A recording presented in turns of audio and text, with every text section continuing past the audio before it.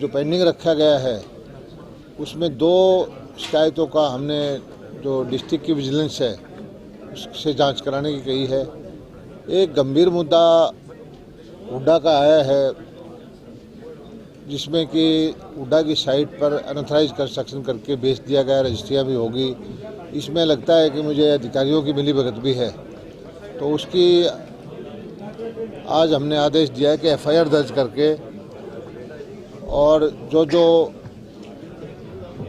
अपराधी हैं जिन्होंने गलत काम किया है वो स्टेट विजिलेंस को भेज दें। जिसने गलत किया है उसके खिलाफ कड़ी कार्रवाई होगी। और हमारा मकसद ये है कि कोई भी जो गलत काम करता है, चाहे वो सरकारी कर्मचारी है चाहे कोई और है, वो बच ना पाए। सर, बात करें तो सेंटर का भी बजट आया, आप हरियाणा का बजट भी आने वाला है, क्या संभावित लग रहा है? देखिए, सेंटर का बहुत ही शानदार बजट आया है। इसमें एक तो मध्यम वर्ग जो इंतजार कर रहा था उसको छूट मिली है। 5 लाख पहले होती थी, सब 7 लाख तक कर दी है वार्षिक। तो 7 लाख रुपए तक की वार्षिक आय वालों को कोई टैक्स नहीं लगेगा। किसानों के लिए बहुत अच्छा सुविधाएं मिली हैं। 2 लाख करोड़ रुपए का एडवांस किसानों के लिए बढ़ा है। मछली पालक उसके लिए फ़ायदा हुआ है। और ये साल जो है अंतर्राष्ट्रीय स्तर पर एक मिलेट ईयर के रूप में मनाया जा रहा है। तो मिलेट के ऊपर भी जो मोटा अनाज है उस पर काफ़ी जोर दिया गया है। उसके लिए नई नई स्कीम आएंगी। और इसी तरह बजट जो आया है, हरियाणा का बजट भी किसान के हित में आएगा।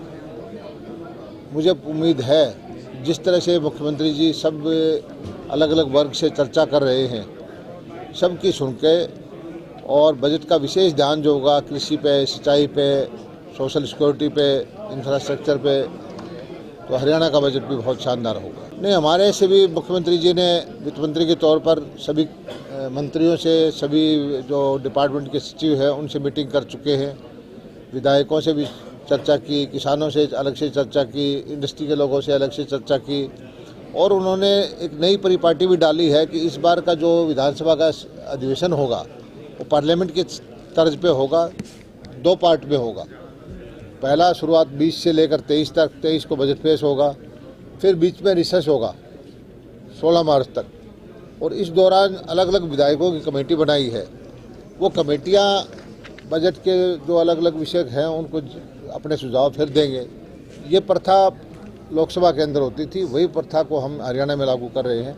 एक अच्छा काम किया है कि लंबे तौर पर खूब चर्चा करके, सबके विचार जान करके बजट को पास करेंगे। बात की जाए तो 2024 के चुनाव नज़दीक हैं। पिछले दिनों बीजेपी की कार्यकारिणी की मीटिंग भी हुई। क्या बीजेपी तैयार है चुनाव के लिए? बीजेपी तो हर वक्त ही चुनाव के लिए तैयार रहती है। और मीटिंग हमारी एक प्रथा है कि जब केंद्रीय कार्यकारिणी होती है, उसके बाद प्रदेश की होती है, फिर जिला स्तर पर, मंडल स्तर पर, बूथ स्तर तक हम लेके जाते हैं। भारतीय जनता पार्टी बहुत बड़ी पार्टी है। चुनाव हो या ना हो, हर वक्त अपने कार्यकर्ताओं को तैयार रखती है। और आप देखिए कि एक तरफ भारतीय जनता पार्टी है कि बूथ स्तर तक के कार्यकर्ता हैं, एक कांग्रेस पार्टी है जो 8 साल से अब तक जिला के प्रधान नहीं बना पाई है और हमेशा उसके झगड़े ही रहते हैं कि प्रदेश के प्रधान अशोक तंवर भी रहे, उसके बाद शैलजा बहन रही, उसके बाद अब आजकल हुड्डा साहब हैं। इनके जिला स्तर के प्रधान भी नहीं बन पाते हैं। तो ये फ़र्क है। कांग्रेस और इनेलो और दूसरी जो पार्टी है वो भी दावा कर रही है कि 24 में फतेह हासिल करेंगे। जरूर दावा करना चाहिए, उनको शुभकामनाएं। सर, बात की जाए तो कृषि विभाग से जुड़े जो किसान हैं वो मुआवजे की मांग कर रहे हैं। 194 करोड़ का जो मुआवजा है सिरसा में अभी भी पेंडिंग है। 1 महीना हो गया उनको प्रोटेस्ट करते हुए। मेरी जानकारी में जो है 2 विषय हैं। एक तो बीमा कंपनी का पैसा है। सबसे ज़्यादा बीमा कंपनी का पैसा पिछले 3 साल में हरियाणा के सिरसा जिले में मिला है। लगभग 1000 करोड़ के आसपास पैसा यहाँ बीमा से कंपनियों को मिला है, किसानों को मिला है कंपनी से। दूसरा विषय है कि हरियाणा के अंदर कोई भी बीमा कंपनी कमा के नहीं गई है, लॉस में गई है।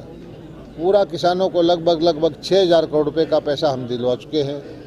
और किसानों से प्रीमियम का 1500-1600 करोड़ रुपए गया है। और हरियाणा सरकार, केंद्र सरकार, किसान मिलाकर के भी 5400 करोड़ के आसपास कंपनियों को गया है। 550 करोड़ रुपए कंपनियां घाटे में आ रही है। दूसरा, जो बीमा वाले किसान नहीं हैं उनको खराबे का पैसा हरियाणा सरकार की नीति के अनुसार वो आता है। वो भी पैसा हमने पहले 12,000 रुपये था, उसको बढ़ा के मुख्यमंत्री जी ने 15,000 किया। अब जो सरसों में सर्दी की वजह से, पाले की वजह से नुकसान हुआ है, तो मुख्यमंत्री जी ने बोल दिया कि जो गिरदावरी हो रही है उसी के अंदर जो खराबा है वो चढ़ा दें। और ये ज़रूर है कि ये पैसा बंटने में थोड़ा सा पटवारी या स्टाफ देरी कर देते हैं।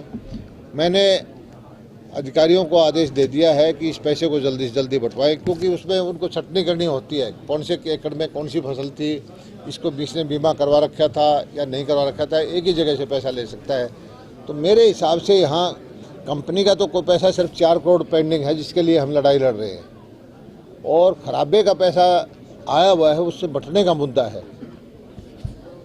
एक पर मतभेद हो सकता है कि उस वक़्त के 2-3 साल पुराने पटवारी ने, तहसीलदार ने कहा कि खराबा नहीं है, और हमारे आंदोलन पर बैठे हुए लोग कहते थे कि उस टाइम इतना खराबा था, तो उस चीज़ का तो अब कोई समाधान हो नहीं सकता। और उसी वक़्त जो है गिरदावरी जब होती है, कोई हमारे उसमें ले आए, संज्ञान में ले आए, तो उसका समाधान हो सकता है। और अब उसका भी हमने मुख्यमंत्री जी को मैं धन्यवाद करता हूं कि पोर्टल बना दिया है कि किसान अपने आप चढ़ा दे कि मेरी फसल 60% खराब होगी, मेरी 70% खराब हो गई है, और पटवारी अलग मिसमैच होगा तो फिर वरिष्ठ अधिकारी अपने आप उसका सत्यापन करेंगे। तो इस शिकायत का भी निदान के लिए हमने एक पोर्टल बना दिया, तरीका निकाल दिया है।